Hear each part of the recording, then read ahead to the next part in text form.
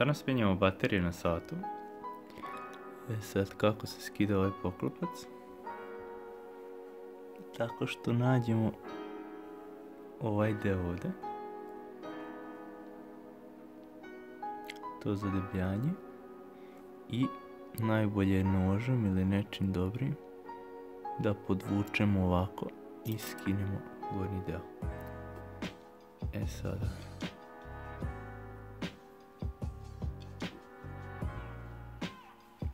kada smo to skinuli, skidamo ovu plastiku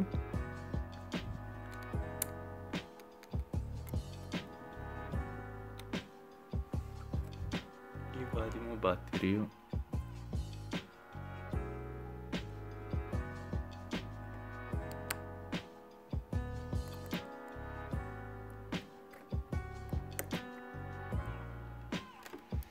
I sada je potrebno da očitamo bateriju. Maxell SR626S duplo. Zamjena za to, ali to je to. 1,5V žive. Znači LR626 obične industrijske baterije za sat. Baterije su kineske, ako želite da duže traju, uzmite neke bolje baterije. Preporučujem Renata. Baterije kvalitetnije, ali mislim da će poslužiti ove. Ovako, tu je jedna baterija.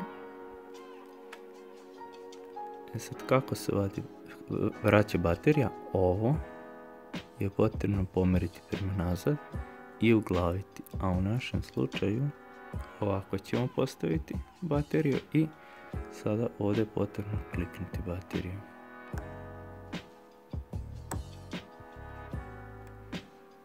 I to je to.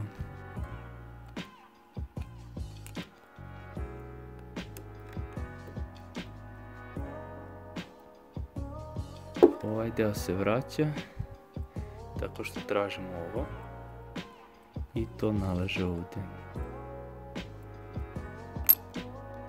Ali pre nego što smo pritisnuli bateriju moramo okrenuti sat i uvjeriti se da on radi.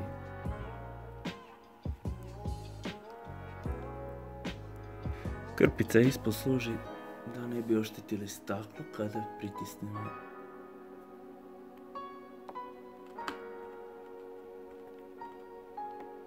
Postoji mašina za ovo, ali ja nemam mašinu. Samo ću da stisnem dobro.